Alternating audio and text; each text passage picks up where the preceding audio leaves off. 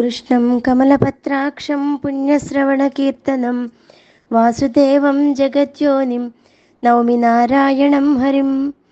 కృష్ణాయ వాసుదేవాయ హరయే పరమాత్మనే ప్రణతక్లేశనాశాయ గోవిందాయ నమో నమః. భవాప్యయో హి భూతానాం శ్రుతో విస్తరసో మయా త్వత్తః కమలపత్రాక్ష మాహాత్మ్యమపి చావ్యయం. ప్రపంచంలో ఎన్నో విద్యలున్నాయి, కానీ అవన్నీ కూడా హృదయ అంధకార వినాశంలో మాత్రం ఏమాత్రం సమర్థం కావు. భవరోగ నివారణకు కూడా శక్తివంతమైనవి కాదు. కానీ ఈ ఆధ్యాత్మ బోధ మాత్రం అటువంటిది కాదు. ఇది జనన మరణ దుఃఖ ప్రవాహం నుండి జీవుని ఉద్ధరించి దరికి చేరుస్తుంది. కనుకనే అర్జునుడి ముందర శ్లోకంలో పరమం గుహ్యం అంటే అతి రహస్యమైనది అని చెప్పాడు. అయితే ఇటువంటి మహత్తరమైన విద్యని గురువులు అందరికీ చెప్పరు. ఎవరు అధికారులో ఎవరి యందు వాళ్ళకి అనుగ్రహం కలుగుతుందో, అందుకే ముందర శ్లోకంలో మదనుగ్రహాయ అని చెప్తారు. ఎవరైతే నిర్మలమైన భక్తితో కూడి ఉంటారో అటువంటి వాళ్ళకి మాత్రమే బోధించడం జరుగుతుంది. ఇక్కడ అర్జునుడికి అటువంటి యోగ్యతలు ఉన్నాయి కనుక అతనిపై భగవానుడికి అనుగ్రహం కలిగి అతనికి పరమ పావనమైనటువంటి ఆధ్యాత్మ విద్యను చెప్పబడింది.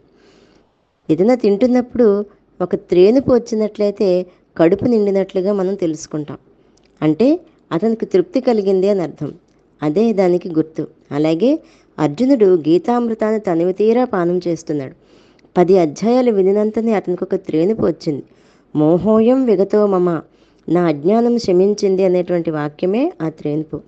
మరలా 18వ అధ్యాయంలో నష్టో మోహో శృతిర్లబ్ధ అని వాక్యం చెప్పడం ద్వారా తన పరిపూర్ణ సంతృప్తిని పొందాను అనేటువంటి విషయం ఇంకొకసారి తెలుస్తుంది.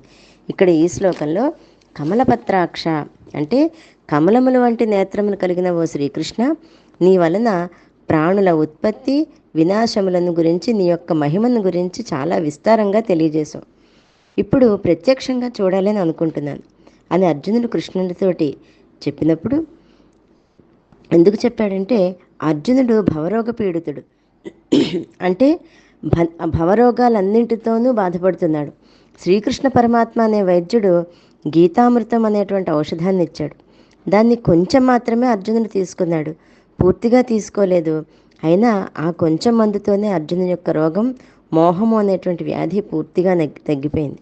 దీన్ని బట్టి ఆ వైద్యుడు ఎంత గొప్పవాడో, అతడు ఇచ్చిన మందు ఎంత గొప్పదో తెలుస్తోంది. ఔషధం యొక్క గొప్పతనం అది ఆ వ్యాధిని నివారించడంపై ఆధారపడి ఉంటుంది. వ్యాధి తగ్గలేదంటే ఆ వేసుకున్న మందు అంత గొప్పది కాదు అని అర్థం. ఇక్కడ గీతామృతం అనే ఔషధాన్ని సగం తీసుకోగానే ఫలితం వెంటనే అర్జునులో కనబడింది. ఎందుకంటే శ్రీకృష్ణ పరమాత్మ సామాన్యుడు కాడు, యోగీశ్వరుడు. ఆయన బోధించినటువంటి ఆధ్యాత్మ బోధ సామాన్యమైనది కాదు, అది మహాశ్రేష్టమైనది, అతి రహస్యమైనది అని అర్జునుడు వాటిని గురించి చెప్పాడు. ఎలా అంటే దాని యొక్క ప్రభావం చేత అతని హృదయంలో ప్రత్యక్ష ఫలితం కనిపించింది, అంధకారం తొలగిపోయింది. కనుక విశ్వరూప సందర్శన యోగంలో ద్వారా శ్రీకృష్ణ పరమాత్మ యొక్క దర్శనం కలగాలని అర్జునుడు కోరుకుంటున్నాడు. జై గురుదత్త.